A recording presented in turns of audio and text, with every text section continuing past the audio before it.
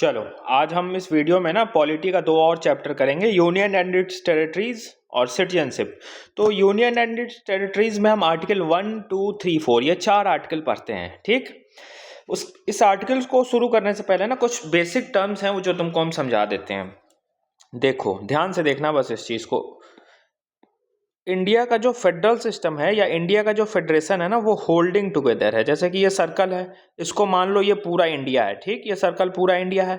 यहाँ पे एक सेंटर बैठा है और अलग अलग स्टेट्स हैं। ये यूपी, बिहार, एमपी, छत्तीसगढ़, ये अलग अलग स्टेट्स हैं। ठीक, तो ये सेंटर ना ये सारे स्टेट्स को पकड़ के रखा है अपने पास। ये जो सेंट्रल गवर्नमेंट बैठी है ना, ये सेंट्रल गवर्नमेंट ये सारे स्टेट्स को पकड़ के रखी है। और ये जो दीवार इंडिया का दिख रहा है ना, ये अंबुजा सीमेंट वाली दीवार है जो टूट नहीं सकती है। मतलब स्टेट्स को अधिकार नहीं है कि वो इस फेडरेशन से बाहर निकल जाएं। ठीक, कुछ भी हो वो रहेंगे इसी के अंदर। ठीक, और ये जो स्ट्रॉन्ग सेंट्रल गवर्नमेंट बैठी है वो इन सब को पकड़ के रखती है। तो इंडिया का जो फेडरेशन का मॉडल है वो होल्डिंग टुगेदर है। यहाँ देखो लिखा है, इंडिया का जो फेडरेशन है वो होल्डिंग टुगेदर है। स्ट्रॉन्ग सेंटर बीच में है, स्ट्रॉन्ग सेंट्रल गवर्नमेंट बीच में है, वो सारे स्टेट्स को पकड़ के रखी है। और ये जो दीवार है इंडिया का, जो मैप बाउंड्री दिखता है तुमको, ये अंबुजा सीमेंट की दीवार है, ये टूट नहीं सकती है। ठीक, इससे कोई भी स्टेट्स खुद को बाहर करके अलग नहीं कर सकता है। कोई भी कल को ये यूपी नहीं कह सकता है कि हम भारत से अलग होकर एक अलग कंट्री बनाएंगे, अधिकार ही नहीं है। ठीक, तो इंडिया का जो फेडरेशन मॉडल है होल्डिंग टुगेदर है, नॉट कमिंग टुगेदर। अब कमिंग टुगेदर क्या होता है? कमिंग टुगेदर में क्या होगा ना, कमिंग टुगेदर जैसे कि यूएसए का स्टेट्स है, तो ये यूएसए जो है ना ये कमिंग टुगेदर है। यूएसए में क्या होगा, ये जितने भी स्टेट्स हैं ना, ये एक एग्रीमेंट कर लेंगे और आकर एक जगह एक फेडरेशन में मिल जाएंगे। अब ये एग्रीमेंट्स है ना, ये जिस दिन एग्रीमेंट टूटेगा ये बाहर भी निकल सकते हैं, ये बाहर भी निकल सकते हैं। इनके बाहर अंबुजा सीमेंट की दीवार ये नहीं लगी है। ठीक, बस इसको ध्यान रखना। तो इंडिया का जो फेडरेशन है होल्डिंग टुगेदर है, ना कि कमिंग टुगेदर। इंडिया का फेडरेशन होल्डिंग टुगेदर है, जहां बीच में ये स्ट्रॉन्ग सेंटर होगा और अलग अलग स्टेट्स को ये पकड़ के रखेगा कि कोई कहीं से खिसकने ही नहीं देगा। और ये बीच में जो बाहर की दीवार है, ये इतनी दीवार है कि कोई स्टेट्स बाहर नहीं निकल सकता है, स्टेट्स के पास अधिकार नहीं है। ये समझ में आ गया। अब आ जाओ आर्टिकल पे। तो इंडिया का आर्टिकल 1 हमारे कॉन्स्टिट्यूशन का ये कहता है इंडिया डेट इज भारत। तो आर्टिकल 1 में 2 नाम दिए गए हैं, एक तो इंडिया, दूसरा भारत। तो जो डिबेट अभी कुछ दिन पहले उठा था ना कि इंडिया का नाम भारत कर दो, तो भारत कर दो क्या, भारत ऑलरेडी कॉन्स्टिट्यूशन में लिखा हुआ है India that is Bharat. India ही भारत है और ये यूनियन ऑफ स्टेट्स होगा। ठीक, और इस यूनियन में स्टेट्स को अधिकार नहीं है कि वो इस फेडरेशन से अलग हों। States in the federation have no rights to secede, मतलब सिसीड मतलब अलग होने का अधिकार नहीं है। जो तुमको हम बताए, स्ट्रॉन्ग सेंटर, अंबुजा सीमेंट की दीवार और सेंटर सब को पकड़ के रखा है कि किसी को हम खिसकने नहीं देंगे। ठीक, तो होल्डिंग टुगेदर यही है कि स्टेट्स के पास कोई अधिकार नहीं है कि वो अलग हो जाए इस फेडरेशन से। ठीक, चलो, फेडरेशन इज एन यूनियन। अब फेडरेशन जो है इसको हम यूनियन भी कह देते हैं। और इंडिया का जो यूनियन मॉडल है वो होल्डिंग टुगेदर है, स्ट्रॉन्ग सेंटर पकड़ के रखी है सारे स्टेट्स को, और कोई स्टेट्स इससे बाहर नहीं निकल सकता है, उनके पास अधिकार नहीं है। Have no right to secede, secede मतलब बाहर निकलने का अधिकार है ही नहीं। ठीक, इसलिए हम एक टर्म यूज करते हैं, India is indestructible union with destructive states. इसका मतलब क्या हुआ, इंडिया का ये जो पूरा यूनियन है, पूरा मैप है, ये अंबुजा सीमेंट वाली दीवार, ये इनडिस्ट्रक्टिबल है, ये टूट नहीं सकती है, इससे कोई बाहर नहीं जा सकता है। लेकिन डिस्ट्रक्टिबल स्टेट्स है, इसका मतलब क्या है, इंडिया के अंदर किसी स्टेट्स में हम अलग अलग स्टेट्स में तोड़ मरोड़ कर सकते हैं। जैसे कि यूपी को 2 भागों में बांट देंगे, एक ईस्ट यूपी एक वेस्ट यूपी बना देंगे, बिहार से अलग हो गया, झारखंड बन गया। ऐसे इंडिया के अंदर तो खलबली मचा सकते हैं, डिस्ट्रक्शन कर सकते हैं, तोड़ के अलग कर दिए, नाम बदल दिए, लेकिन इससे बाहर निकलने नहीं किसी को देंगे। अंबुजा सीमेंट की दीवार जो है ना बहुत स्ट्रांग है। ठीक, चलो, तो ये हम लाइन देखते हैं कि India is indestructible union with destructive state. States को अंदर में इंडिया के तोड़ मरोड़ किया जा सकता है। बिहार से झारखंड टूट गया, टूटा ना, लेकिन यूनियन से कोई अलग नहीं हो सकता है, स्टेट्स के पास कोई अधिकार नहीं है। इसीलिए ये होल्डिंग टुगेदर मॉडल है हमारा कि स्ट्रॉन्ग सेंटर सबको पकड़ के रखा है। ठीक, अब फर्स्ट शेड्यूल देखो हमारे कॉन्स्टिट्यूशन का, तो ये जो नेम और नेम ऑफ स्टेट्स और यूनियन टेरिटरी है ना, वो फर्स्ट शेड्यूल में लिखा गया है। फर्स्ट शेड्यूल कॉन्स्टिट्यूशन का क्या होगा, name and states of union territory, सारे स्टेट्स और उन यूनियन टेरिटरीज के नाम इसमें लिखे हुए हैं, उनका टेरिटोरियल एक्सटेंट लिखा हुआ है। तो फर्स्ट शेड्यूल किससे रिलेटेड है वो भी बता दिए। अब एक चीज़ ध्यान रखना, टेरिटरी ऑफ इंडिया जो है ना वो वाइडर कॉन्सेप्ट है दैन यूनियन ऑफ इंडिया से। वो कभी कभी पूछते हैं प्रीलिम्स में, या पूछ सकते हैं कि union of India wider concept है, बड़ा कॉन्सेप्ट है, कि टेरिटरी ऑफ इंडिया बड़ा कॉन्सेप्ट है। तो टेरिटरी ऑफ इंडिया बड़ा कॉन्सेप्ट है क्योंकि इसमें स्टेट्स भी आ जाएंगे, यूनियन टेरिटरी भी आ जाएगी, लेकिन यूनियन ऑफ स्टेट्स में बस स्टेट्स आते हैं। ठीक, तो इस बात का ध्यान रखना, territory of India wider concept है, ये पूछ सकते हैं प्रीलिम्स में इस लाइन से। Territory of India is a wider concept than union of India. ठीक, चलो आर्टिकल 1 हमारा यही था। अब आ जाओ आर्टिकल 2। आर्टिकल 2 क्या कहता है? आर्टिकल 2 देखो, आर्टिकल 2 पावर दे रहा है, empowers parliament too. Article 2 power दे रहा है पार्लियामेंट को, किस चीज़ की पावर दे रहा है? Establish new states. New states का एस्टैब्लिशमेंट कर सकता है जो कि एग्जिस्ट नहीं करते हैं। जैसे कि झारखंड पहले एग्जिस्ट नहीं करता था, लेकिन बिहार को 2 भागों में काटकर एक झारखंड बना दिया गया। तो एस्टैब्लिश न्यू स्टेट्स का हम एस्टैब्लिशमेंट कर सकते हैं जो स्टेट्स ये एग्जिस्ट ही नहीं करते हैं। झारखंड कहाँ एग्जिस्ट करता था, लेकिन बना दिया ना पार्लियामेंट ने बिहार को तोड़कर। तो नए स्टेट्स को हम एस्टैब्लिश कर सकते हैं। पहला पावर तो आर्टिकल 2 ये देता है। दूसरा पावर क्या देता है? Admit into the union of India the new states. नए स्टेट्स को भी हम एडमिट कर सकते हैं जो पहले से एग्जिस्ट कर रहे हैं। जैसे कि यूपी है, यूपी पहले से एग्जिस्ट कर रहा है, यूपी को ही बाइफर्केट करके 2 बना देंगे, ईस्ट यूपी, वेस्ट यूपी। ठीक, तो आर्टिकल 2 2 तरीके का पावर दे रहा है पार्लियामेंट को।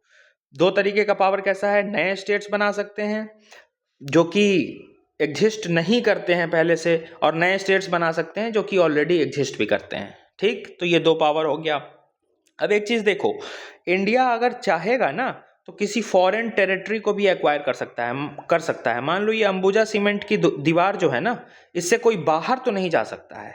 ऊपर जो तुमको बताया होल्डिंग टुगेदर मॉडल है, अंबुजा सीमेंट की ये दीवार लगी है, ये दीवार है मोटी सी, इससे कोई बाहर नहीं जा सकता है। लेकिन कोई स्टेट या कोई एरिया को हम अंदर शामिल कर सकते हैं, कोई टेरिटरी को हम अंदर शामिल कर सकते हैं। जैसे कि मान लो यहाँ एक छोटा सा ज़मीन है, ये बाहर का एरिया है, अगर हम इसको चाहे इंटरनेशनली जो लॉ रिकॉग्नाइज हमको कर रहा है उस लॉ के बेसिस पे अगर इसको हम चाहे तो इसको हम इंडिया का हिस्सा बना सकते हैं। जैसे कि गोवा को बनाया था, दमन एंड दीव को बनाया था। तो foreign territories may be acquired by India. ठीक है, अब यहाँ एक सेकंड रुक जाना। ये जो तुमको हम बताए हैं territory of India is a wider concept, ये वाइडर कॉन्सेप्ट इसलिए भी है ना कि इस टेरिटरी में स्टेट्स होंगे, ये यूटीज होंगे, स्टेट्स होंगे, यूटीज होंगे, और वैसे टेरिटरी भी होंगे जो फ्यूचर में इंडिया ऑक्यूपाई करेगा। ठीक है, इसीलिए ये वाइडर कॉन्सेप्ट है। समझ में आया? चलो, तो देखो आर्टिकल 2 हमको 2 पावर दे रहा है। नए स्टेट्स बना सकते हैं जो पहले से एग्जिस्ट कर रहे हैं, नए स्टेट्स बना सकते हैं जो पहले से एग्जिस्ट नहीं कर रहे हैं, ये कर रहे हैं, ये क्लियर। और फॉरेन टेरिटरीज को भी इंडिया एक्वायर कर सकता है, जैसे गोवा को किए थे, दमन एंड दीव को किए थे। अब एक्वायर करने का मतलब ये नहीं कि हम आर्बिट्ररी मनमाने तरीके से कर लेंगे, बिल्कुल लीगल वे में करेंगे। Modes recognised by international law, जो लॉ इंटरनेशनली एक्सेप्टेड लॉ है उसके अकॉर्डिंग हमने गोवा को, दमन दीव को एक्वायर किया था। तो ये आर्टिकल 2 हमारा हो गया, 2 तरीके की पावर दे रहा है। क्लियर? अब आ जाओ आर्टिकल 3 पे। आर्टिकल 3 पे हम इंटरनल रीएडजस्टमेंट करते हैं। ये अंबुजा सीमेंट की दीवार है ना, तो आर्टिकल 3 में जो काम होगा इसी के अंदर होगा, इससे बाहर कुछ नहीं हो रहा है। तो देखो होता क्या क्या है। आर्टिकल 3 में पार्लियामेंट को फिर से पावर मिलता है। किस तरीके का पावर मिलता है? फॉर्म न्यू स्टेट्स, नए स्टेट्स को बना सकते हैं फ्रॉम एग्जिस्टिंग। एग्जाम्पल वही बिहार था, बिहार को काटा, झारखंड बना दिया, तो नए स्टेट्स बना सकते हैं। दूसरा, increase area of any states, किसी स्टेट्स का एरिया को हम बढ़ा सकते हैं। जैसे कि मान लो ये एमपी है और ये यूपी है, इसका एरिया ऐसे है, इसका एरिया ऐसे है। ठीक, ये यहाँ पे दोनों बॉर्डर है एमपी और यूपी का। अब मान लो पार्लियामेंट को मन करेगा कि नहीं नहीं एमपी का थोड़ा सा एरिया बढ़ा देना चाहिए, यूपी ज़्यादा पॉपुलेटेड ये स्टेट है, तो पार्लियामेंट क्या करेगी ना, कह देगी अब एमपी का बॉर्डर ऐसे कर दो, तो इस एमपी का एरिया को भी हम बढ़ा सकते हैं। ठीक, तो increase area of any states, ये पार्लियामेंट के पास पावर है कि किसी भी स्टेट्स का वो एरिया बढ़ा सकता है। और एक और पावर है diminish area of any states, किसी एरिया को हम छोटा भी कर सकते हैं। इसी का वाइस वर्सा देख लो ना, अब मान लो यूपी के लिए तो ये एरिया इसका छोटा हो गया, एमपी के लिए बड़ा हो गया, तो इसका वाइस वर्सा भी हो सकता है कि किसी स्टेट्स के एरिया को हम छोटा भी कर सकते हैं। तो ये 3 तरीके की पावर पार्लियामेंट देता है आर्टिकल 3 के थ्रू। अब एक चीज देखना, एक इंटरेस्टिंग फैक्ट है, ये जो diminish the area of any states है ना, इसमें एक कैच है। इसमें कैच ये है, सुप्रीम कोर्ट ने एक बात बोली थी कि ये जो पावर है doesn't include the power to cede Indian territory to a foreign country. ठीक, ये जो डिमिनिश करने का अधिकार है किसी स्टेट्स के एरिया को, इसको आप डिमिनिश करके इसी अंबुजा सीमेंट के अंदर ही रख सकते हैं। ऐसा नहीं कर सकते हैं कि डिमिनिश करने के नाम पे थोड़ा सा एरिया बाहर वाले को दे देंगे, किसी बांग्लादेश को दे देंगे या पाकिस्तान को दे देंगे, ऐसा नहीं कर सकते हैं। ऐसा सुप्रीम कोर्ट ने कहा था कि ये जो diminish the area of any states है ना, इसमें ये पावर, इस बात की पावर नहीं देता है कि आप इंडिया की टेरिटरी को किसी फॉरेन टेरिटरी को सीड कर दीजिए, मतलब किसी फॉरेन कंट्री को हम इंडिया की टेरिटरी दे दे कि ये ले लो, इंडिया में से ये टुकड़ा ले लो, तो ये पावर इसके अंदर नहीं है diminish the area of any states में, ऐसा सुप्रीम कोर्ट ने बोला था। और सुप्रीम कोर्ट ने जब बोल दिया तो इस बात को बदलने के लिए तो कॉन्स्टिट्यूशनल अमेंडमेंट करना होगा, तभी हम अपना एरिया किसी फॉरेन कंट्री को दे पाएंगे। तो हमने कॉन्स्टिट्यूशनल अमेंडमेंट किया था, 9th कॉन्स्टिट्यूशनल अमेंडमेंट एक्ट किया था, जिसमें बेरूबारी यूनियन हमको ट्रांसफर करना था वेस्ट बंगाल से पाकिस्तान को। ध्यान में आ रहा है, बेरूबारी यूनियन वाला जो वेस्ट बंगाल से पाकिस्तान को देना था। ठीक, जो कि हमने आगे दिया भी, अभी आगे उसको भी देखेंगे, बांग्लादेश जो फिर बन गया था तो हमने उसको दिया। तो ये 9th कॉन्स्टिट्यूशनल अमेंडमेंट 1960 में आया था। क्यों आया था? क्योंकि सुप्रीम कोर्ट ने बोला कि diminish the area of any states में ये पावर नहीं है कि इंडियन टेरिटरी को का कुछ हिस्सा किसी दूसरे कंट्री को दे दिया जाए, लेकिन देना तो था, बेरूबारी यूनियन वाला कॉन्फ्लिक्ट चल रहा था, इसीलिए 9th कॉन्स्टिट्यूशनल अमेंडमेंट एक्ट 1960 में लाया गया और बोला ये गया कि बेरूबारी यूनियन का कुछ कॉन्क्लेव हम वेस्ट बंगाल से पाकिस्तान को देंगे। ठीक है, चलो।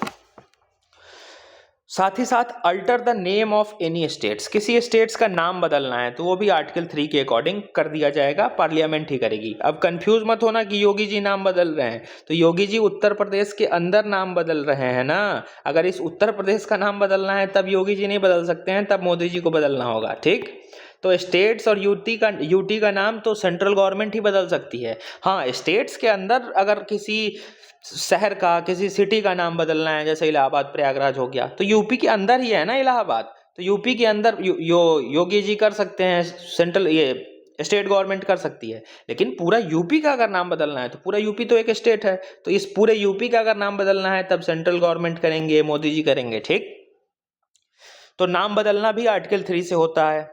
अब प्रोसेस कैसे है कि ये सब जो खलबली हम मचा रहे हैं कि छोटा कर दिए एरिया, नया स्टेट बना दिए, बड़ा कर दिए एरिया, नाम बदल रहे हैं, ये कैसे करते हैं? तो प्रोसेस देखो, एक बिल इंट्रोड्यूस किया जाएगा। बिल कहाँ होगा इंट्रोड्यूस? सिर्फ पार्लियामेंट में होगा, सेंट्रल गवर्नमेंट ही कर सकती है।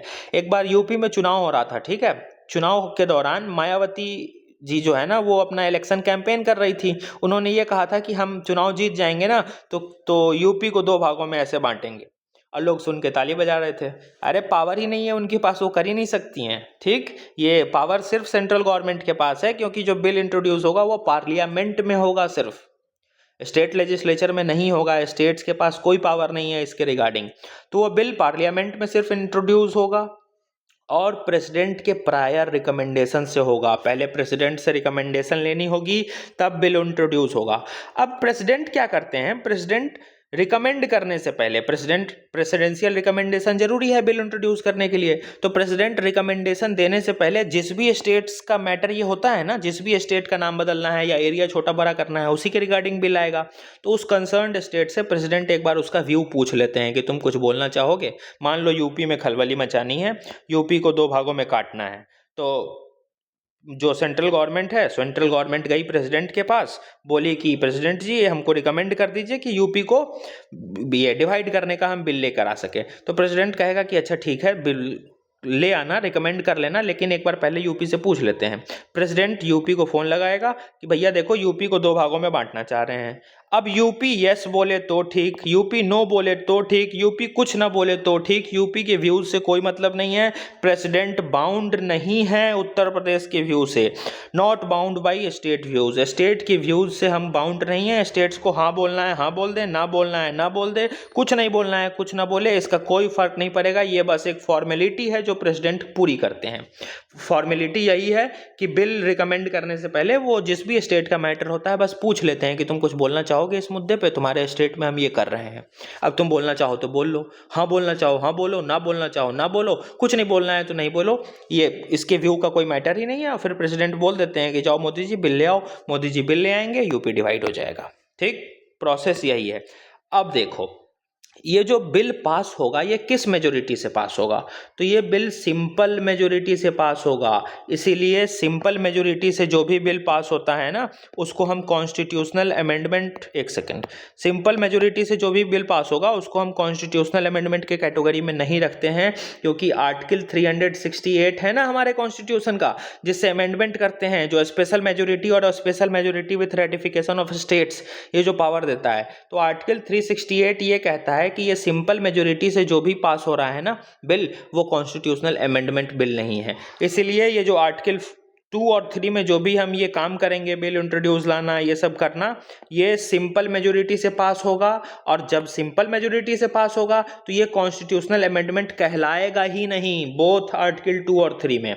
तो देखो 2 और 3, आर्टिकल 3 ये, आर्टिकल 3 ये और आर्टिकल 2 ये, आर्टिकल 2 ये वाला हिस्सा और आर्टिकल 3 का, आर्टिकल 3 का ये वाला हिस्सा, इसमें जो भी हम खलबली की है, क्या ये कॉन्स्टिट्यूशनल अमेंडमेंट कहलाएगा? नहीं कहलाएगा कॉन्स्टिट्यूशनल अमेंडमेंट। क्यों? क्योंकि इसको सिंपल मेजोरिटी से पास किया जा सकता है। और आर्टिकल 368, आर्टिकल 368 हमारा है ना कॉन्स्टिट्यूशन का, जिससे कॉन्स्टिट्यूशन को अमेंड करते हैं। तो इस आर्टिकल 368 में लिखा है कि सिंपल मेजोरिटी से अगर कोई बिल पास हुआ है तो वो कॉन्स्टिट्यूशनल अमेंडमेंट नहीं कहलाएगा। इसीलिए ये जो भी काम हुआ है 2 और 3 में ये कॉन्स्टिट्यूशनल अमेंडमेंट नहीं कहलाता है। ठीक है, तो पूछते हैं कि ये कॉन्स्टिट्यूशनल अमेंडमेंट के थ्रू हम स्टेट्स को बड़ा छोटा कर सकते हैं, तो कॉन्स्टिट्यूशनल अमेंडमेंट वो नहीं है, वो सिंपल मेजोरिटी से एक पास किया गया लॉ है, एग्जीक्यूटिव ऑर्डर है। ठीक है, चलो अब ये जो बात यहाँ लिखी है ना यही आर्टिकल 4 है, आर्टिकल 4 में यही बात लिखी हुई है। ठीक, तो 1 2 3 4 आर्टिकल 4 कर लिए। अब एक पॉइंट देखो, 100th कॉन्स्टिट्यूशनल अमेंडमेंट, ये वही आया था जो हम इंडिया और बांग्लादेश से टेरिटरीज एक्सचेंज नहीं किए थे, इनक्लेव वाला, ये उससे रिलेटेड है। ठीक, तो 100 कॉन्स्टिट्यूशनल अमेंडमेंट 2015 में शायद आया था, हाँ 15 में ही आया था, जिसमें हमने टेरिटरीज एक्सचेंज किया था इंडिया और बांग्लादेश के बीच। ठीक, तो ये हमारा हो गया।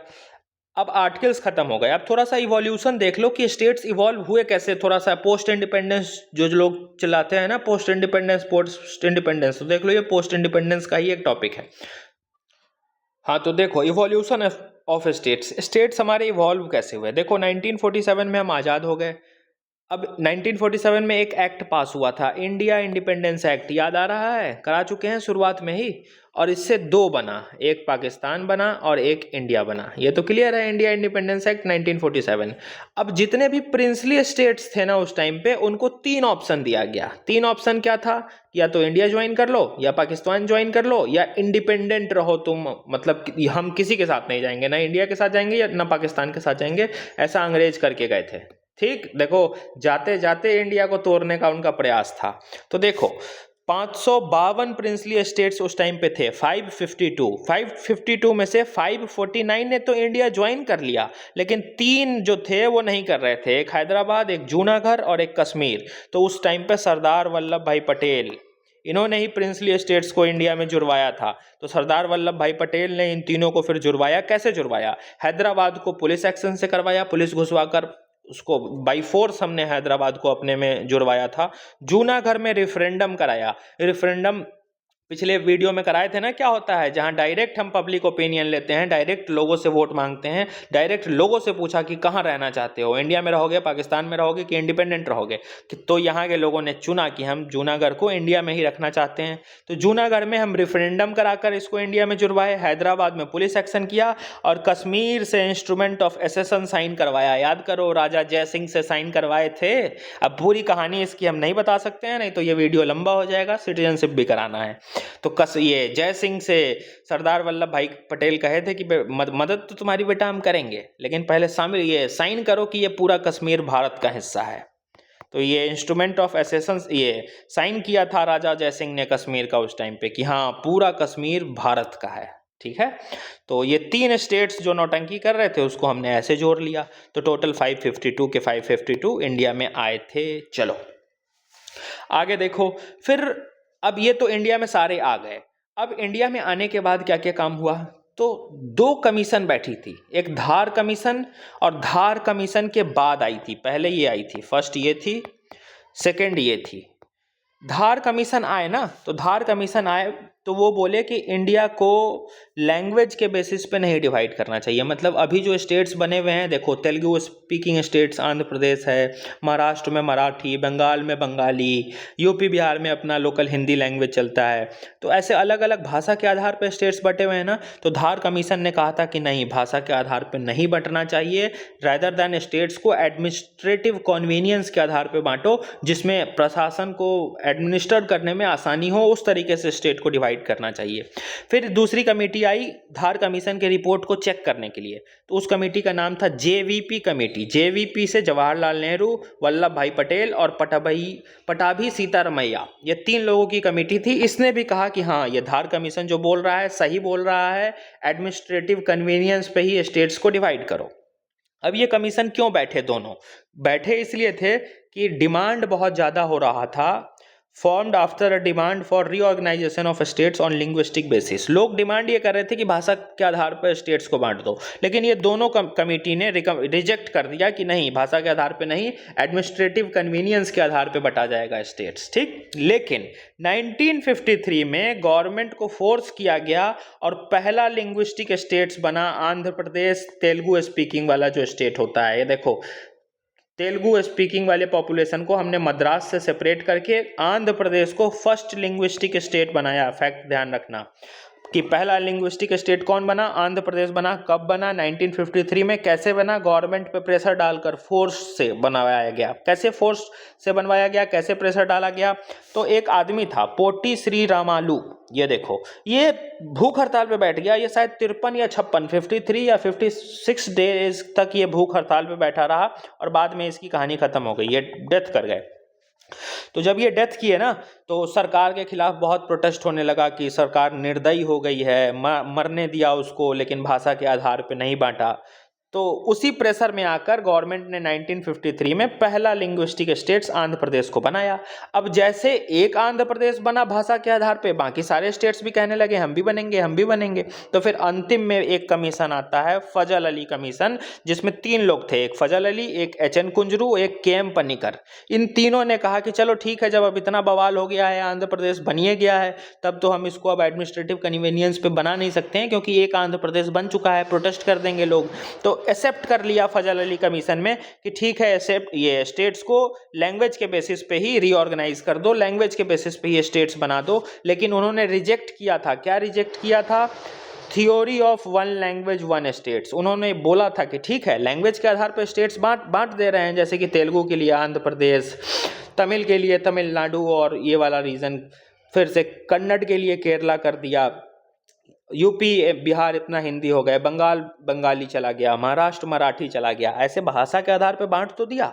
फजल अली कमीशन बोला कि ठीक है बांट लो, लेकिन 1 लैंग्वेज 1 स्टेट का फॉर्मूला को रिजेक्ट किया। मतलब ऐसा नहीं होगा कि ये तेलुगु स्पीकिंग स्टेट्स हैं तो यहाँ कोई हिंदी वाला जाके नहीं रह सकता है। हम आंध्र प्रदेश में 2 साल रहे हैं, हम तो हिंदी बोलते हैं, सही में हम 2 साल रहे हैं आंध्र प्रदेश के विशाखापट्टनम में, ठीक है। तो उन्होंने यही कहा था कि 1 लैंग्वेज 1 स्टेट का फॉर्मूला ये नहीं रहेगा, ये इसका भाषा के आधार पर स्टेट्स बांट लो, लेकिन इसका मतलब ये नहीं कि उस रीजन में वही लोग रहेंगे जो उस भाषा को बोल रहे हैं, ऐसा नहीं होगा, जाके कोई भी कहीं भी रह सकता है।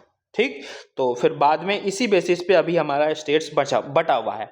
एक्सेप्ट करने के बाद इन्होंने 4 क्राइटेरिया रखा। 4 क्राइटेरिया क्या रखा? इंडिया की यूनिटी बनी रहनी चाहिए, लिंग्विस्टिक और कल्चरल होमोजेनिटी बनी रहनी चाहिए, मतलब लैंग्वेज और कल्चर दोनों के बीच एक मिक्स बना रहना चाहिए, सबका वेलफेयर प्रमोट हो, फिनेंशियल और एडमिनिस्ट्रेटिव कंसिडरेशन भी किया जाएगा कि स्टेट्स को अगर हम बांट रहे हैं तो थोड़ा सा फिनेंशियल और एडमिनिस्ट्रेटिव कन्वीनियंस भी तो देखेंगे ना। तो ये 4 क्राइटेरिया रखे गए और इस 4 क्राइटेरिया के बेसिस पे भाषा के आधार पे स्टेट्स को बांट दिया गया। लेकिन 1 लैंग्वेज 1 स्टेट वाले पॉलिसी को रिजेक्ट कर दिया गया कि ऐसा नहीं होगा कि महाराष्ट्र में सिर्फ मराठी बोलने वाला रहेगा, बंगाल में सिर्फ बंगाली बोलने वाला रहेगा और तेलुगु वाले रीजन में सिर्फ तेलुगु बोलने वाला रहेगा। ऐसा नहीं होगा, जिसको जहां रहना है रहे, बस हाँ उस रीजन में डोमिनेंस उस भाषा बोलने वाले लोगों की होगी। सिंपल सी बात, हम आंध्र प्रदेश के विशाखापट्टनम शहर में 2 साल रहे हैं, वहाँ के लोगों को टूटी फूटी हिंदी आती है, वो समझते हैं और कोई दिक्कत नहीं होती है। तो ये दिक्कत क्यों नहीं होती है? क्योंकि ये रिजेक्ट किए थे फजल अली कमीशन ने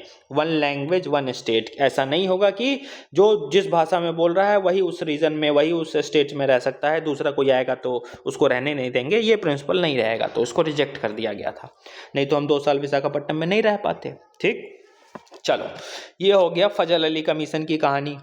और उसी के बाद जब सब एक्सेप्ट हो गया, क्राइटेरिया आ गया, तब 1956 में 7th कॉन्स्टिट्यूशनल अमेंडमेंट आया और स्टेट रीऑर्गेनाइजेशन एक्ट पास हो गया और लैंग्वेज के बेसिस पे स्टेट्स को बांट दिया गया। अब अलग अलग कहानी है कि जम्मू कश्मीर कैसे बना, सिक्किम कैसे बना, तो वो फैक्ट है, वो फैक्ट है, हम उसका कुछ नहीं कर सकते हैं, उसको याद कर लेना होगा। ठीक, लेकिन पूरा इस चैप्टर का क्रक्स यही था। 3 जो मेन थे ना कहानी वाले कि हमने कैसे जुड़वाया, सवाल इससे पूछता है हैदराबाद, जूनागढ़, कश्मीर, ये इंपॉर्टेंट थे। ठीक, ये ध्यान रखना। और ये कमीशन के नाम याद रखना, धार कमीशन पहली कमीशन थी, फर्स्ट कमीशन यही थी। इस कमीशन के बात को रिव्यू करने के लिए 2nd कमीशन बनी, जवाहरलाल नेहरू, वल्लभ भाई पटेल और पटाभी सीतारमैया, ये 2nd कमीशन थी। फर्स्ट कमीशन ने क्या बोला, धार कमीशन ने, कि लैंग्वेज के आधार पर स्टेट नहीं बटेगा। जेबीपी कमेटी भी आई, उसने भी कहा कि धार कमीशन सही बोल रहा है, एडमिनिस्ट्रेटिव कन्वीनियंस के ही आधार पे स्टेट्स को बांटो। लेकिन पोट्टी श्रीमालू भूख हड़ताल पे चले गए, मर गए तो गवर्नमेंट पे प्रेशर आया। आंध्र प्रदेश पहला लिंग्विस्टिक स्टेट्स बना 1953 में, और जैसे ही 1953 में पहला लिंग्विस्टिक स्टेट्स बना तो सारे लोग जो बाकी देश में रहने वाले थे वो भी कहने लगे कि हमको भी बनाओ। तो फजल अली कमीशन फिर बनाया गया और इसने कहा कि ठीक है लैंग्वेज के बेसिस पे बांट लो, लेकिन 1 लैंग्वेज 1 स्टेट्स का फॉर्मूला नहीं होगा। इसमें ये 3 लोग थे, ये ध्यान रखना। ठीक, और फिर स्टेट रीऑर्गेनाइजेशन एक्ट पास हुआ, इस 4 क्राइटेरिया के आधार पर स्टेट्स बंट गए, कहानी खत्म। और दूसरा चैप्टर अब हम शुरू करते हैं, सिटीजनशिप। इसमें क्या है देखो, इससे क्वेश्चन मेंस में आते नहीं हैं। एक बार वो सिटीजनशिप अमेंडमेंट एक्ट 2019 का CAA NRC वाला न्यूज़ में था, तो थोड़ा बहुत शायद आया था मेंस में, वो भी मुझे ध्यान नहीं आया था कि नहीं आया था। इससे क्वेश्चन डीप में नहीं पूछते हैं, प्रीलिम्स में भी इससे क्वेश्चन पूछने की फ्रीक्वेंसी काफ़ी कम है, लेकिन हम छोड़ेंगे नहीं, करेंगे पूरा। ठीक है, चलो। तो सिटीजनशिप के बारे में पहले कुछ बेसिक फैक्ट्स देखो। पहला फैक्ट तो यह है कि देखो आर्टिकल 1 से लेकर 4 तक हम देख लिए, यूनियन एंड इट्स टेरिटरी जो अभी ऊपर की है। अब सिटीजनशिप का आर्टिकल है आर्टिकल 5 से लेकर 11 तक, आर्टिकल 5 से 11 तक का जो प्रोविजन है वो सिटीजनशिप को गवर्न करता है। ठीक, सिटीजनशिप यूनियन लिस्ट का मैटर है, इसमें सब काम सेंट्रल गवर्नमेंट करती है, स्टेट्स कुछ नहीं करता है। अब सिटीजनशिप क्या होगा ये कॉन्स्टिट्यूशन में डिफाइन नहीं किया हुआ है, नॉट डिफाइंड इन कॉन्स्टिट्यूशन, ये ध्यान रखना। यहाँ से पूछते हैं सवाल कि सिटीजनशिप मेंशन्ड तो है कॉन्स्टिट्यूशन में, क्लियर दिख रहा है, आर्टिकल 5 से 11 मेंशन किया हुआ है, लेकिन क्या डिफाइंड है सिटीजनशिप? तो नहीं, डिफाइंड नहीं है कॉन्स्टिट्यूशन में, ये फैक्ट ध्यान रखना। और देखो कुछ ऐसे अधिकार हैं फंडामेंटल राइट के जो सिर्फ सिटीजन्स के लिए हैं, एक्सक्लूसिवली फॉर सिटीजन्स। और इसको याद करने का सिंपल तरीका है 15, 16 एक साथ, 19 और 29, 30, ये 5 ऐसे फंडामेंटल राइट हैं जो सिर्फ सिटीजन्स को मिलेंगे, बाकी किसी को नहीं मिलेंगे। 15, 16, 19 एक बीच का है और 29-30, तो 15-16 एक साथ, 29-30 एक साथ, बीच में 19।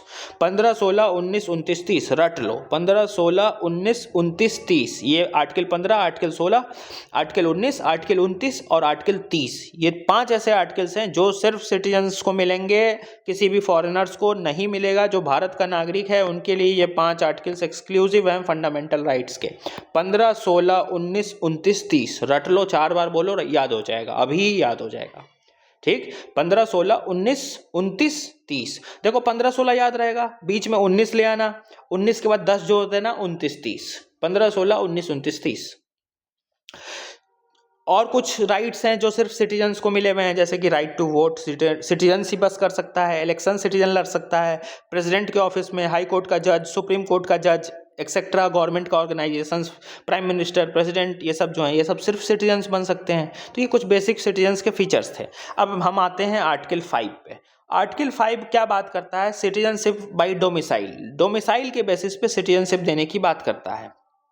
अब देखो 2 टर्म होते हैं, 2 टर्म क्या होते हैं, ध्यान से समझना। 2 टर्म होते हैं, एक तो हो गया डोमिसाइल और एक हो गया रेसिडेंस। रेसिडेंस टेम्पररी होता है, ये परमानेंट होता है। जैसे कि मैं बिहार का रहने वाला हूं लेकिन अभी यूपी में रह रहा हूं, तो मेरा करंट रेसिडेंशियल एड्रेस क्या है? यूपी, लेकिन मेरा डोमिसाइल क्या है? बिहार।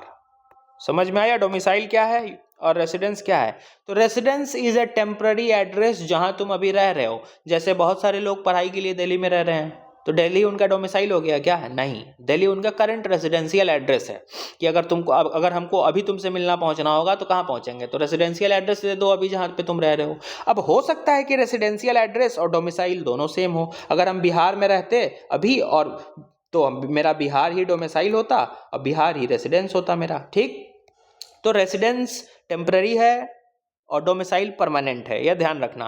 तो आर्टिकल 5 डोमिसाइल के बेसिस पे सिटीजनशिप देता है। कैसे? वैसा इंसान जो इंडिया में जन्म लिया है या फिर उसका कोई पेरेंट्स इंडिया में जन्म लिया है और ऑर्डिनरी रेसिडेंट है 5 साल से ज़्यादा के लिए, उसको कमेंसमेंट के टाइम ऑफ कॉन्स्टिट्यूशन पे अगर ये तीनों क्राइटेरिया को वो फुलफिल कर रहा है तो उसको सिटीजनशिप मिल जाएगा। ये आर्टिकल 5 के थ्रू मिलेगा। कंफ्यूजन हो रहा होगा, क्लियर करते हैं अभी, समझो। आर्टिकल 5 डोमिसाइल के बेसिस पे सिटीजनशिप दे रहा है, मतलब परमानेंट एड्रेस के बेसिस पे सिटीजनशिप दे रहा है। अब जिस दिन कॉन्स्टिट्यूशन कमेंस हुआ, किस दिन हुआ? 26 नवंबर वाला दिन याद है ना? 26 नवंबर वाला, 26 नवंबर 1949 याद है? बताओ, हुआ ना 26 नवंबर 1949 को कमेंस? फंस गए? गलत है, 26 नवंबर 1949 को एडॉप्ट हुआ है। ठीक, और कमेंस कब हुआ है? 26 जनवरी।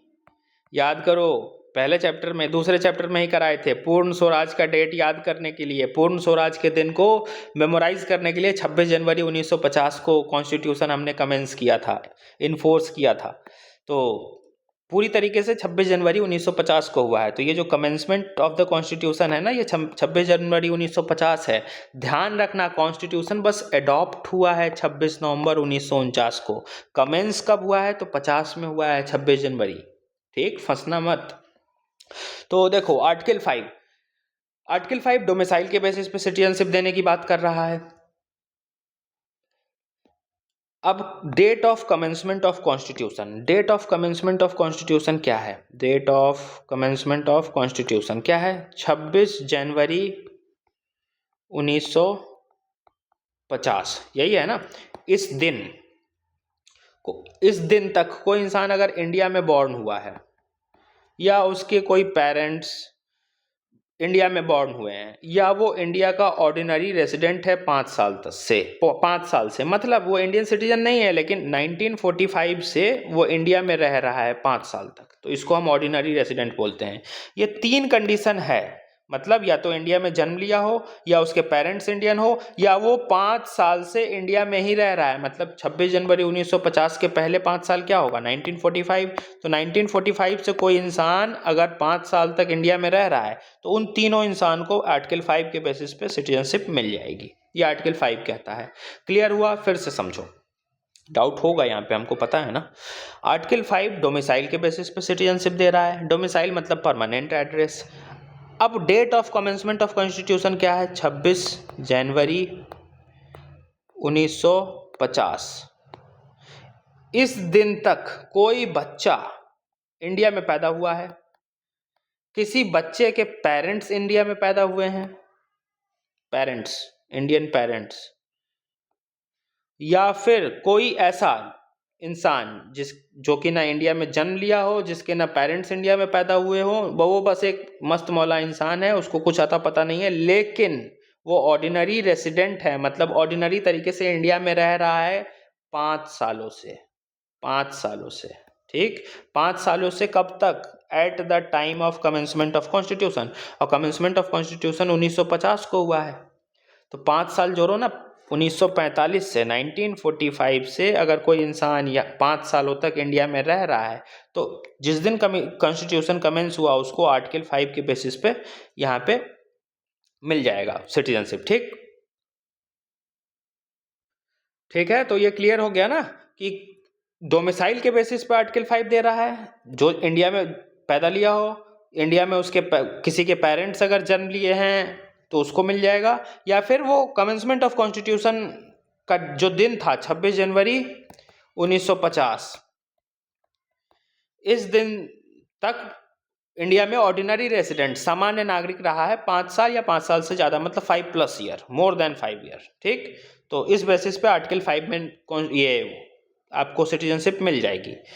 सीधी सी बात, आर्टिकल 5 उस दिन कॉन्स्टिट्यूशन देने की बात करता है जो लोग 26 जनवरी 1950 तक इंडिया में रह रहे थे। इनमें से किसको किसको सिटीजनशिप देना है, ये आर्टिकल 5 तय करता है। तो किसको किसको देना है? जो इंडिया में जन्म लिया हो, जिसके पेरेंट्स इंडिया में जन्म लिए हों, या फिर वो ऑर्डिनरी रेजिडेंट हो 5 साल से इंडिया का, 5 साल प्लस, 5 साल से ज़्यादा से इंडिया का, तो उसको आर्टिकल 5 से सिटीजनशिप मिल जाएगा, जो 26 जनवरी 1950 को यहाँ प्रेजेंट है। मान लो एक और इसको आसान तरीका से समझो, ABC, एक आदमी का नाम A है, एक आदमी का नाम B है, एक आदमी का नाम C है। ठीक है, ये इंडिया में जन्म लिया है, इसके पेरेंट्स इंडिया में जन्म लिए हैं, लेकिन ये जन्म लिया है कहीं और, किसी विदेश में, US में जन्म लिया है मान लो, लेकिन इसके पेरेंट्स इंडिया में जन्म लिए हैं, ये इंडिया में ही जन्म लिया है। और ये जो C है, ये 5 साल नहीं, इसको मान लो 5+ ईयर्स, 5+ ईयर्स से इंडिया में रह रहा है। ठीक, ये 3 आदमी हो गए। अब ये दिन है डे ऑफ कॉन्स्टिट्यूशन कमेंसमेंट, 26 जनवरी 1950। तो इस तीनों को हम नागरिकता दे देंगे। कैसे दे देंगे? एक को तो बॉर्न के बेसिस पे दे देंगे कि 26 जनवरी 1950 को तुम इंडिया में प्रेजेंट हो, पैदा भी यहीं लिए हो, ले लो सिटीजनशिप।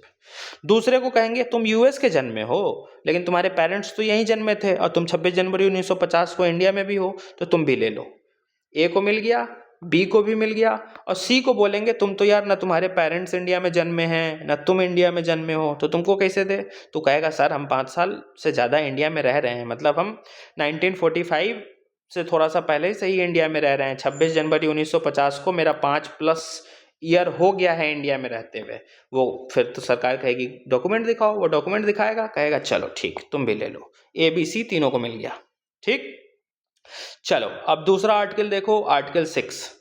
आर्टिकल 6 क्या कहता है? Citizenship for those who migrated from Pakistan to India. अब याद करो, इंडिया इंडिपेंडेंस एक्ट से पाकिस्तान बना, एक इंडिया बना, तो कुछ लोग पाकिस्तान भाग गए थे, लेकिन वो फिर पाकिस्तान से भाग के इंडिया आए, तो ये उनके लिए सिटीजनशिप देने की बात करता है। Citizenship for those who migrated from Pakistan to India, जो पाकिस्तान चले गए थे लेकिन वो वापस इंडिया आ गए, उनके लिए सिटीजनशिप हम कैसे देंगे? तो देखो, अगर कोई इंसान 19 जुलाई 1948 के पहले इंडिया वापस आ गया है और इंडिया में रह रहा है, तो उसको हम इंडियन रेसिडेंट दे देंगे। या फिर इफ ही और आइदर हिज पेरेंट और grand parents was born in undivided India, या फिर वैसा इंसान जो जिसके पेरेंट्स या फिर ग्रैंड पेरेंट इंडिया के डिवाइड होने से पहले इंडिया में जन्मे हैं, उनको हम सिटीजनशिप दे देंगे। जैसे कि मानो, इसको भी एग्जाम्पल से समझो, एक A है, एक B है, ये दोनों चले गए पाकिस्तान,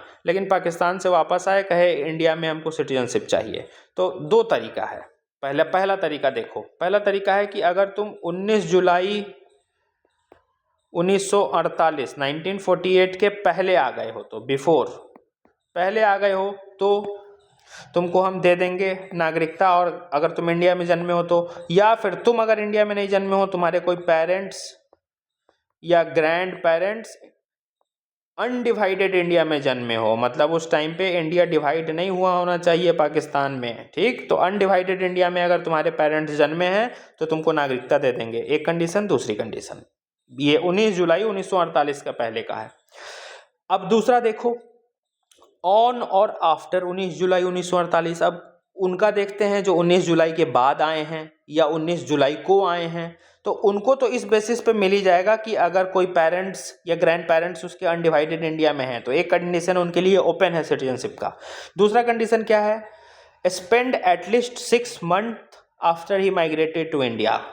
दोबारा जब इंडिया में आ गए हो 19 जुलाई 1948 को या उसके बाद, तो तुमको 6 महीने इंडिया में रहना होगा और इंडिया के साथ रजिस्टर कराना होगा कि हम इंडिया का सिटीजन बनना चाहते हैं। Got himself registered as citizen of India, ये 2 काम करोगे तब तुमको मिलेगा।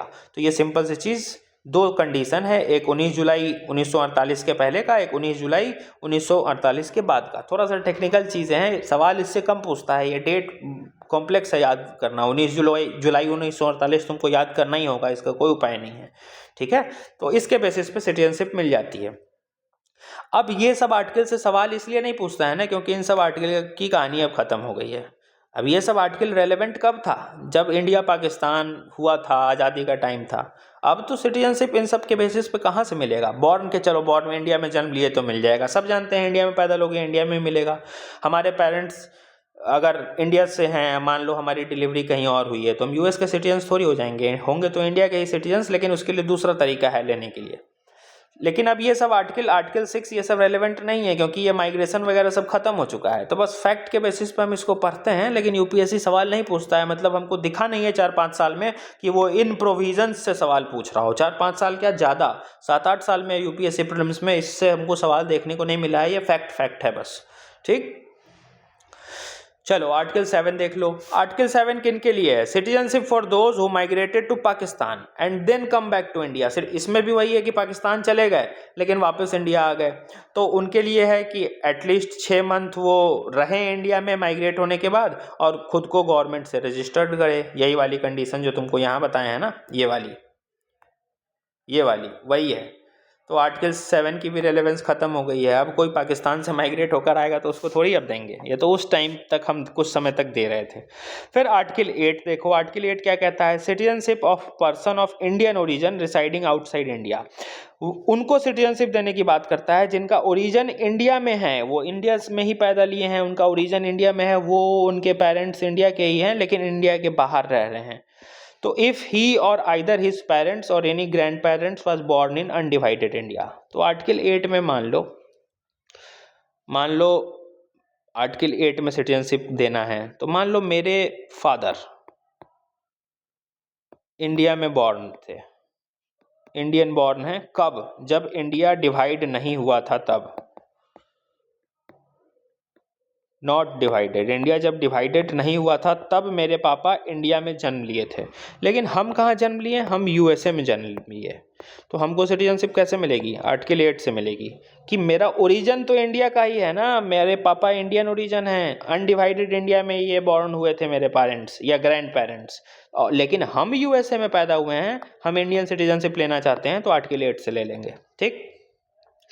आर्टिकल 9 देखो, a person who voluntary acquired citizenship of A foreign country is not Indian citizen. सीधा आर्टिकल 9 कहता है कि इंडिया में सिंगल सिटीजनशिप चलती है, इंडिया में डबल सिटीजनशिप नहीं है, इंडिया में सिंगल सिटीजनशिप चलती है। मतलब अगर हम इंडियन सिटीजन हैं, अभी हम अगर वॉलेंट्री अपना सिटीजनशिप छोड़कर यूएस के सिटीजनशिप ले लेंगे तो हमारी इंडियन सिटीजनशिप अपने आप रद्द कर दी जाएगी, वो रद्द हो गई मान ली जाती है। ये आर्टिकल 9 कहता है a person who voluntary acquired citizenship of A foreign country is not Indian citizen. अगर हम खुद वॉलेंटियर करके यूएस का या किसी भी अमेरिका का या इंग्लैंड का या रसिया का सिटीजन बन जाएंगे तो मेरी इंडियन सिटीजनशिप ऑटोमेटिक खत्म हो जाएगी, ये आर्टिकल 9 कहता है। अब आर्टिकल 10 देखो, तो आर्टिकल 10 क्या कहता है, Indian citizen will continue to be a citizen and subject to any law made by parliament. Indian citizen will continue to be a citizen, मतलब जितना भी लॉ पार्लियामेंट लेकर आएगी उसके हिसाब से इंडियन सिटीजन कंटिन्यू करेंगे इंडियन सिटीजन के, और अगर इसमें कुछ रिस्ट्रिक्शंस भी आते हैं तो इंडियन सिटीजनशिप जा भी सकती है, ऐसा भी लॉ में है। तो आगे अभी देखते हैं सिटीजनशिप के रिगार्डिंग क्या क्या लॉ है। लेस रेलेवेंट आर्टिकल्स हैं ये सब आर्टिकल से सवाल नहीं आता है। क्यों रेलेवेंट नहीं है? क्योंकि काम का ही नहीं है। ये थोड़ा सा काम का था, तुमको बता दिया, लेकिन सवाल यूपीएससी इससे भी नहीं पूछती है। आर्टिकल 9 से भी सवाल डायरेक्ट नहीं पूछती है, वो सीधा पूछती है सिंगल सिटीजनशिप चलता है कि नहीं, कहाँ चलता है, तो इंडिया में चलता है। हमको पता है कि अगर हम अमेरिकन सिटीजनशिप ले लेंगे तो इंडियन सिटीजनशिप चली जाएगी। तो ये चैप्टर रिलेवेंट उतना नहीं है प्रीलिम्स के पॉइंट ऑफ व्यू से, इसलिए इस पे बहुत ज़्यादा टाइम इन्वेस्ट करने की ज़रूरत नहीं है। स्ट्रेटजी वाइज अगर हम चले तो इस चैप्टर को बहुत लाइट वे में हम निकाल सकते हैं, इस पे प्रेशर कर देने का ज़रूरत नहीं है। हाँ, यूनियन एंड इट्स टेरिटरी तक इम्पॉर्टेंट है, वहाँ से सवाल आते हैं, लेकिन सिटीजनशिप से सवाल मुझे दिखे नहीं है प्रीलिम्स में 7 साल 8 सालों में, और वो पूछ भी नहीं रहा है। क्योंकि उसका सीधी सी बात है कि ये सब आर्टिकल अब रेलेवेंट नहीं रह गए हैं। पाकिस्तान इंडिया का इशू कब का खत्म हो चुका है, वो माइग्रेशन वाला, अब कुछ नहीं होता है। आर्टिकल 11 देख लो, parliament has power to make laws regarding citizenship including acquisition and termination, मतलब पार्लियामेंट के पास पावर है कि सिटीजनशिप के रिगार्डिंग सारा लॉ पार्लियामेंट बना सकती है। किसकी सिटीजनशिप रद्द करनी है, किसको देनी है, ये सब पार्लियामेंट तय करेगा। ये आर्टिकल 11 हमको कहता है, तो ऊपर ही तुमको हम बताए हैं, यूनियन लिस्ट में है। ठीक है, चलो अब देखो 1955 में एक सिटीजनशिप एक्ट पास हुआ।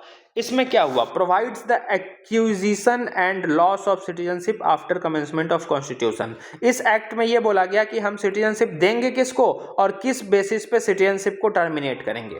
Provides the acquisition and loss of citizen, acquisition मतलब सिटीजनशिप देना और लॉस मतलब सिटीजनशिप रद्द कर देना। तो ये कैसे देंगे? After commencement of constitution, constitution जब कमेंस हो गया उसके बाद सिटीजनशिप कैसे देंगे उसकी बात करता है।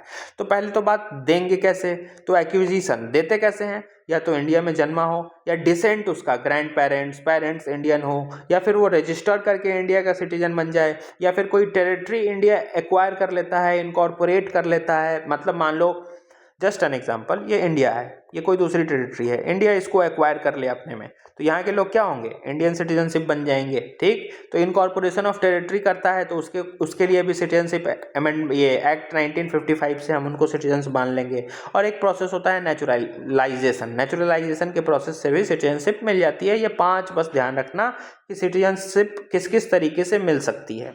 1 2 3 4 5, ये 5 तरीका दिया है 1955 में कि कमेंसमेंट ऑफ कॉन्स्टिट्यूशन के बाद। देखो ये सब आर्टिकल्स तब के हैं जब कॉन्स्टिट्यूशन कमेंस हो रहा था, ये सब आर्टिकल्स तब के हैं जब कॉन्स्टिट्यूशन कमेंस हो रहा था, तो हो गया कमेंस। अब कैसे दोगे? तो अब सिटीजनशिप अमेंडमेंट एक्ट है हमारे पास, इन बेसिस पे हमको सिटीजनशिप मिलती है। तो एक्विजिशन अगर लेना है तो birth, descent, registration, incorporation of territory और नेचुरलाइजेशन, ये 5 तरीके से सिटीजनशिप मिल सकती है। ठीक, अब आगे देखो सिटीजनशिप चली कैसे कैसे जाएगी, तो लॉस ऑफ सिटीजनशिप कैसे होगा, तो उसके लिए 3 तरीका है, उसी 1955 के एक्ट में लिखा हुआ है। पहला तरीका रिनंसिएशन, टर्मिनेशन और डिप्राइवेशन। रिनंसिएशन में क्या होगा? माइनर ऑल्सो ये एक सेकेंड, हाँ, तो रिनंसिएशन देखो, रिनंसिएशन का सीधा मतलब होता है, रुकना यार, रिनंसिएशन का ये जो लिखा है ना रिनंसिएशन, इसका सीधा मतलब होता है कि हम वॉलेंट्री अनाउंस कर दिए, वॉलेंट्री अनाउंस कर दिए कि मैं अपनी भारत की नागरिकता छोड़ रहा हूँ, इंडियन सिटीजनशिप को हम छोड़ रहे हैं। ठीक, तो ये रिनंसिएशन हो गया, हमने अनाउंस कर दिया कि मैं अब इंडियन सिटीजनशिप नहीं रखूँगा अपने पास, मेरा अनाउंसमेंट है ये। तो इस केस में मेरा सिटीजनशिप तो जाएगा ही जाएगा, जो माइनर है उनका भी सिटीजनशिप चला जाएगा। इस माइनर का क्या मतलब? हम आज अनाउंस कर रहे हैं कि हम भारत के नागरिक नहीं रहेंगे, लेकिन मेरा एक बच्चा है और ये बच्चा अभी 18 साल से कम का है, तो इसकी भी सिटीजनशिप चली जाएगी। Also loose citizenship, minor also loses citizenship, इसकी भी इंडियन सिटीजनशिप चली जाएगी। ठीक, दूसरा देखो, दूसरा है टर्मिनेशन। टर्मिनेशन में कि अगर हम किसी दूसरे देश की सिटीजनशिप ले लेते हैं, मान लो हम रसिया की ले लिए, तो मेरा इंडियन सिटीजन ऑटोमेटिक टर्मिनेट हो जाएगा। तीसरा है डिप्राइवेशन। डिप्राइवेशन मतलब आपकी सिटीजनशिप छीन ली जाएगी। कब? अगर हम सिटीजनशिप अपना फ्रॉड से लिए हैं, कॉन्स्टिट्यूशन के लिए डिसलॉयल हैं, हम अनलॉफुल ट्रेड करते हैं, जो भारत के दुश्मन है उसके साथ मेरा कम्युनिकेशन है, और भारत से लगातार 7 साल से बाहर हैं, भारत से मेरा कोई लेना देना नहीं है, 7 साल से हम बाहर बैठे हुए हैं उस केस में, या फिर सिटीजनशिप मिलने के बाद हम 5 साल के अंदर जेल में चले गए हैं और जेल में मेरी सज़ा 2 या 2 से ज़्यादा साल की है, तो उस केस में हमारी सिटीजनशिप डिप्राइव कर दी जाती है, सरकार छीन ली जाती है। अब देखो यहाँ तुमको थोड़ा डाउट हो रहा होगा, डाउट क्या हो रहा होगा इस पे, ये तो क्लियर होगा, ये भी क्लियर होगा, ये भी क्लियर होगा, ये भी क्लियर होगा, ये भी क्लियर होगा कि अगर हम भारत के नागरिक हैं और 7 साल से भारत नहीं आए हैं तो हमारे 1955 के एक्ट में है कि आपका सिटीजनशिप लॉस हो जाएगा। ये तुमको थोड़ा डाउट लग रहा होगा कि ये क्या है। देखो ये क्या है, मान लो हम आज इंडियन सिटीजन बने, आज हमने इंडियन सिटीजनशिप लिया, अब लेने के बाद हम 5 साल के अंदर, लेने के बाद 5 साल मेरी पूरी नहीं हुई है इंडियन सिटीजनशिप की, लेकिन 5 साल के अंदर ही हम यहाँ पे कोई कांड कर दिए, इंडिया में मर्डर कर दिए या कुछ भी कर दिए, और मेरी जो सज़ा हुई हमको, जेल जो हमको हुआ वो 2 साल या 2 साल से ज़्यादा की हो गई, उस केस में सिटीजनशिप चली जाएगी। मान लो हमको सिटीजनशिप मिला है और मिलने के ठीक 5 साल के अंदर है हम कोई कांड कर दिया और उस कांड की सज़ा जो है 2 या 2 से ज़्यादा साल तक की हमको जेल हो गई, तो सिटीजनशिप हमारी डिप्राइव हो जाएगी। तो डिप्राइवेशन के ये 5-6 तरीके हैं जिससे होती है रेनंसिएशन, टर्मिनेशन। ये लॉस ऑफ सिटीजन 1955 के एक्ट में लिखा है, ठीक। फिर देखो सिटीजनशिप अमेंडमेंट एक्ट एक आया था 1985 में। ये 1985 में किसको हम सिटीजनशिप देने की बात कर रहे थे, वैसे लोग जो बांग्लादेश से आसाम आ गए थे, रोहिंग्याज, याद आ रहा है आसाम अकॉर्ड, तो जो आसाम आ गए बांग्लादेश से उनको सिटीजनशिप देने के लिए ये हम सिटीजनशिप अमेंडमेंट एक्ट लाए 1985 का। Added special provision as to citizenship of person convert by Assam accord, Assam accord से। अब इसको थोड़ा डिटेल में समझाएंगे तुमको आगे के पेज में, अभी के लिए बस इतना जानो, अभी ये समझाएंगे तुमको हम इसी आगे के स्लाइड में, ये समझाएंगे तुमको हम। सिटीजनशिप अमेंडमेंट एक्ट 1985 किसके लिए था, उनके लिए था जो बांग्लादेश से आसाम आ गए और आसाम आकर रहने लगे, इनको सिटीजनशिप कैसे देंगे, इनके लिए ये लाया गया आसाम अकॉर्ड वाला प्रोसेस, ठीक है। तो अभी बता देंगे इसमें कैसे मिला था इनको, आगे लिखा है कंडीशन, या देख ही लो ना, देख ही लो, सीक्वेंस में ही चलो। ये बताए बांग्लादेश से जो आसाम आए उनके लिए है, तो इनको मिलता कैसे है, देखो ये 1885 वाला है। Citizenship amendment act 1885 deals with person of Indian origin who came to Assam from Bangladesh and have been resident since entry, जब से एंट्री लिए किए हैं तब से वो इंडिया में ही रह रहे हैं, तो उसमें से हमको सिटीजनशिप किसको किसको देंगे, जो इंसान 1 जनवरी 1966 के पहले आ गया वो सिटीजन्स कहलाएगा, आर सिटीजन्स फ्रॉम 1 जनवरी 1966 उनको सिटीजनशिप मान लिया जाएगा। ये 1985 का एक्ट कहता है।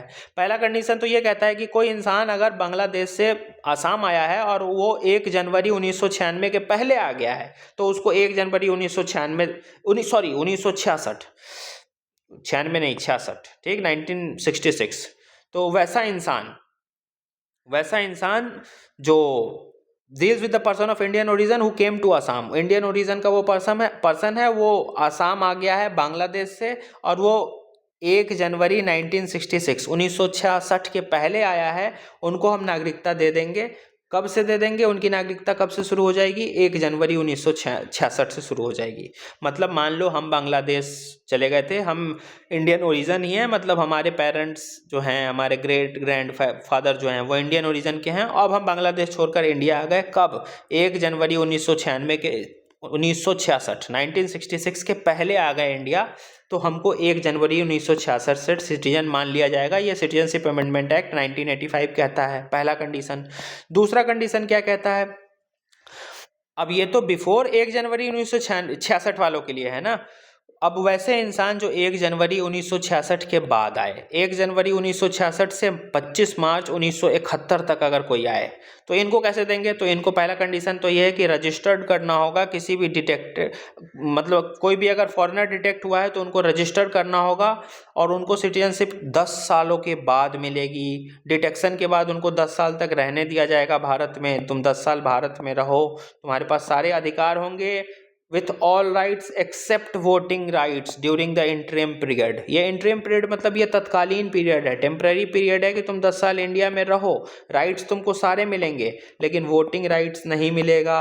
अब तुम 1 जनवरी 1966 से 25 मार्च 1971 के बीच आए हो तो 10 साल इंडिया में रहो, टेम्पररी तरीके से रहो, तुमको सारे अधिकार मिलेंगे, बस वोटिंग राइट्स नहीं मिलेगा। और जैसे ही तुम्हारा 10 साल कंप्लीट कर लोगे तुम जाना एम्बेसी में, तुमको सिटीजनशिप दे दी जाएगी। ये तरीका था। तो ये हमारा कंडीशन था इस वाले में, सिटीजनशिप अमेंडमेंट एक्ट 1985 में।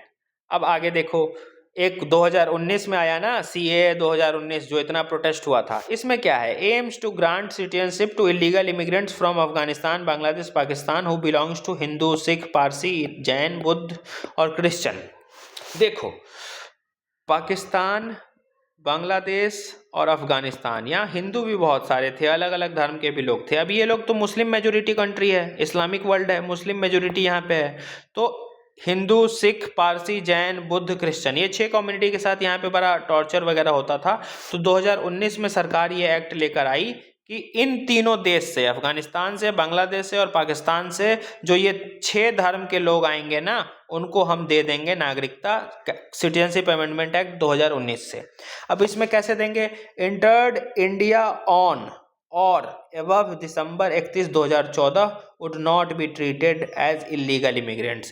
इंडिया में कोई इंसान अफगानिस्तान, बांग्लादेश, पाकिस्तान से आया है और अगर उसका धर्म हिंदू है, सिख है, पारसी है, जैन है, बुद्ध है, क्रिश्चियन है, इन 6 धर्मों से वो बिलोंग करते हैं और वो इंडिया आ गए हैं इन तीनों देश से, कब, 31 दिसंबर 2014 को आ गए हैं या 31 दिसंबर 2014 से पहले आ गए हैं, तो उनको इलीगल इमिग्रेंट नहीं मानेंगे, मतलब उनको सिटीजनशिप हम दे देंगे। ठीक, अब इसी पे प्रोटेस्ट हुआ था।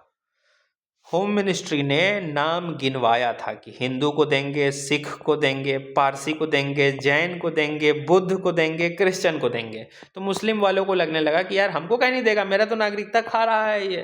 तो जानबूझकर ये पॉलिटिकल वे में अनाउंस किया गया था। सरकार सीधा कहती कि अफगानिस्तान, बांग्लादेश और पाकिस्तान, सरकार अगर वहाँ पे चाहती कि वोट बैंक को मैनिपुलेट ना किया जाए, सरकार थोड़ा फेयर तरीके से अगर अनाउंस करती ना कि अफगानिस्तान, बांग्लादेश, पाकिस्तान, इन तीनों देश के जितने भी माइनॉरिटी ग्रुप्स हैं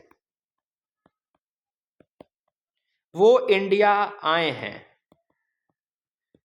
31 दिसंबर 2014 को या इससे पहले, तो उनको हम इलीगल इमिग्रेंट्स नहीं मानेंगे, तो इतना बवाल नहीं होता। ठीक है, क्योंकि देखो ना, पाकिस्तान, बांग्लादेश और अफगानिस्तान में माइनॉरिटी कौन होगा, यही तो होंगे, यही तो यहाँ के माइनॉरिटी होंगे, क्योंकि यहाँ का जो मेजर कम्युनिटी है वो तो इस्लामिक है, मुस्लिम कम्युनिटी है। लेकिन सरकार, जो करंट गवर्नमेंट है ना, वो हिंदू वोट को पकड़ के रखती है।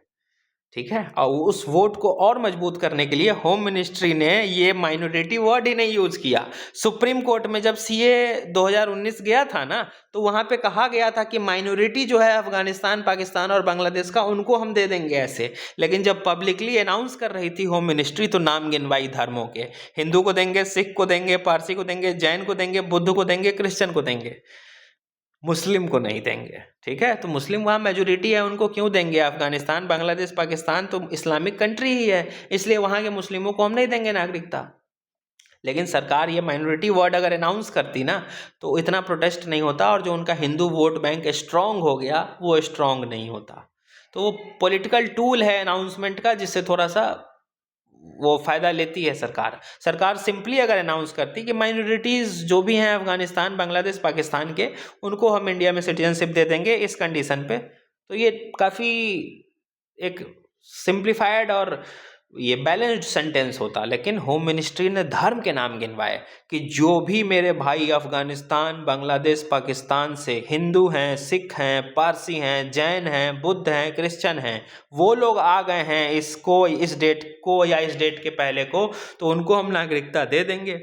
तो मुस्लिम लोग भड़क गया कि अरे हमको नहीं दे रहा है, हमारी सिटीजनशिप खा जाएगी सरकार। अरे तुम्हारी नहीं खा रही है ना, पाकिस्तान, अफगानिस्तान और बांग्लादेश, यहाँ मुस्लिम मेजोरिटी ग्रुप्स रहते हैं, इस्लामिक कंट्री ही है ये, जहाँ मुस्लिम डोमिनेटेड लोग रहते हैं, तो इनको क्यों देंगे। इनके लिए तो 3 देश ही बना हुआ है मुस्लिम का। यहाँ माइनॉरिटी कौन हुए? ये धर्म वाले लोग हुए, इन्हीं माइनॉरिटी को हम दे रहे हैं। तो सरकार ने जो नाम गिनवाया ना, उससे भी वो प्रोटेस्ट इंटेंसिफाई हुआ था। हालांकि ये मुद्दा जब कोर्ट में गया था तो कोर्ट की हियरिंग्स और कोर्ट का जो वो अफिडेविट और केस फाइलिंग होता है ना, उसमें यही लिखा गया था कि माइनॉरिटीज ऑफ अफगानिस्तान, पाकिस्तान, बांग्लादेश, इनको सिटीजनशिप देने के लिए सिटीजनशिप अमेंडमेंट एक्ट 2019 आया है। और माइनॉरिटीज अफगानिस्तान, पाकिस्तान, बांग्लादेश की कौन होगी? यही तो होगी, क्योंकि वो मुस्लिम वर्ल्ड है, मुस्लिम कंट्रीज़ हैं, इस्लामिक कंट्रीज़ हैं, कहानी ख़त्म। लेकिन सरकार ने धर्म के नाम गिनवाए थे जब ये एक्ट आई थी, तो इसीलिए प्रोटेस्ट ज़्यादा हुआ था। और धर्म के नाम गिनवाने का मेजर कारण था हिंदू वोट बैंक को स्ट्रॉन्ग करना। ठीक है, चलो, तो पॉलिटिकल टूल्स, पॉलिटिकल मैनिपुलेशंस बहुत चलते हैं। इसका भी एक कंडीशन देख लो जो तुमको हम आगे अभी कराई दे रहे हैं। यहाँ सिटीजनशिप अमेंडमेंट एक्ट 2019, इसका एक कंडीशन देख लो कि ये लागू नहीं होता है, किन पे लागू नहीं होता है वो देख लो।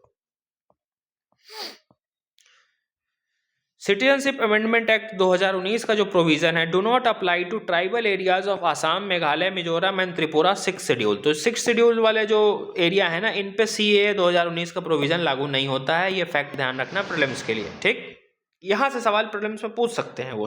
कैबिनेट सिटीजनशिप अमेंडमेंट एक्ट 2019 से सवाल पूछ सकते हैं, 1985 से पूछ सकते हैं, लेकिन आर्टिकल 5, 6, 7 से सवाल वो पूछे, इसकी 0% पॉसिबिलिटी है। अब कुछ फैक्ट देख लो जो बेसिक हम पढ़ते रहते हैं करंट अफेयर में भी।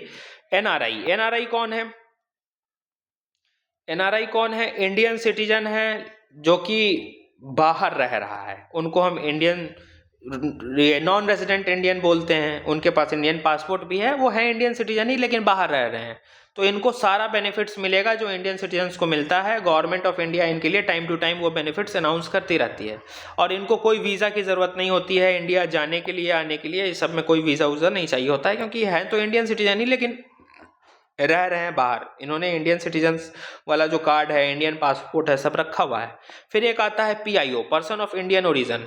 डायस्पोरा करे थे ना, उसमें NRI, PIO, OCI कराए थे, तो वही तीनों डिटेल में दिखा दे रहे हैं। ये सब हमारे डायस्पोरा हैं। ठीक, PIO देखो, पर्सन हु और whose any of the ancestor was an Indian national and who is presently holding another country citizenship, इनको हम PIO कहते हैं। मतलब मान लो हम US के सिटीजन हैं, लेकिन हमारे दादा या जो भी हमारी एंसेस्ट्री है वो इंडियन नेशनल कभी वो रहे हैं, और हम लगातार ये इंडिया आते वाते रहते हैं, इंडिया से हमारा ओरिजिन है, लिंक है, तो उनको हम पर्सन ऑफ इंडियन ओरिजिन कहते हैं कि इसका ओरिजिन इंडिया में ही है। इनको कोई स्पेसिफिक बेनिफिट मिलता नहीं है, वीज़ा की रिक्वायरमेंट होती है अगर इनको इंडिया आना है तो। ठीक, चलो आगे देखो। तो आगे देखो OCI। अब ये OCI क्या है? Overseas citizens of India. ठीक, ये क्या है? तो ये देखो, person registered as OCI, person registered as OCI under citizenship amendment act 1955, sorry citizenship act 1955 का जो आया था ना, उसमें रजिस्टर्ड कराना पड़ता है OCI कार्ड को। और इनको कुछ फ़ायदे मिलते हैं। क्या फ़ायदा मिलता है? लाइफ लॉन्ग वीज़ा इनको मिल जाता है इंडिया घूमने के लिए। इनको एग्जेम्पशंस मिलता है, registration with foreign regional registration office. ये अगर इंडिया आए हैं तो इनको इन ऑफिस में जाकर रजिस्ट्रेशन कराने की ज़रूरत नहीं होती है। इनको सारा बेनिफिट मिलता है NRI के जैसा। लेकिन ये एग्रीकल्चर लैंड नहीं खरीद सकते हैं, ये एक्सेप्शन ध्यान रखना। ये इंडिया आ सकते हैं without visa for life, visit India without visa for life, life time without visa India आ सकते हैं। और 2015 में गवर्नमेंट ऑफ इंडिया ने पर्सन ऑफ इंडियन ओरिजिन और OCI कार्ड को मर्ज कर दिया था, इसको इसके साथ मर्ज कर दिया, ये दोनों एक हो चुका है अब। तो अब जो फायदे इनको मिलते हैं वही फायदे इनको मिलते हैं। ठीक, क्लियर? ये वाला तुमको एक्स्ट्रा पॉइंट बता ही दिए। तो हमारा सिटीजनशिप और ये यूनियन एंड टेरिटरीज कंप्लीट हो गया। नोट्स चाहिए हो तो कनेक्ट करना, टेलीग्राम लिंक ID वगैरह तुमको मिल जाएगा डिस्क्रिप्शंस वगैरह में। अब फिर से हम बोल रहे हैं, स्ट्रैटेजी ये कहती है कि इस पे टाइम इन्वेस्ट ज़्यादा नहीं करना है। ठीक, इसको ध्यान से देखना कि किस किस तरीके से मिलेगा, एक्विजिशन किस किस तरीके से होगा। हम हाईलाइट कर दे रहे हैं कुछ ब्रॉड डायमेंशंस, इसको अच्छे से देखना। एक्विजिशन का तरीका, इसको अच्छे से देखना कि कौन कौन तरीके से चली जाएगी, ये अच्छे से देख लेना। और देखो, ये देख लेना जो अच्छे से कराए हैं, ये देख लेना, ये देख लेना और ये देख लेना, बस। ठीक, इतने एरिया में फोकस कम भी किया जाए इतने एरिया में तो चल जाएगा, क्योंकि सवाल नहीं आया है, ठीक है। क्योंकि ये सब एक्सपायर हो चुके हैं आर्टिकल। ये सिर्फ जब कमेंसमेंट हो रहा था कॉन्स्टिट्यूशन का तब हम आर्टिकल ये सब लेकर आए थे कि ऐसे ऐसे मिलेगा। अब तो ऐसे मिलता है, ठीक, अब ऐसे मिलता है, ठीक है। चलो, तो ये था हमारा पॉलिटी का 2 और चैप्टर हम कर लिए। अब फंडामेंटल राइट शुरू हमको करना है, वो आज रात से अपन शुरू कर देंगे, कर लेंगे पूरा पॉलिटी जनवरी में रिवाइज। देखो ना कितने चैप्टर कर लिए। हिस्टोरिकल अंडरपिनिंग हो गया, प्रीएम्बल हो गया, साइलेंट फीचर हो गया, सोर्सेस हो गया, 4 ये हो गए, 2 ये हो गए, 6 चैप्टर हम कर लिए 5-6 दिन में जब से पॉलिटी शुरू किए हैं, ठीक है। चलो, टेक केयर।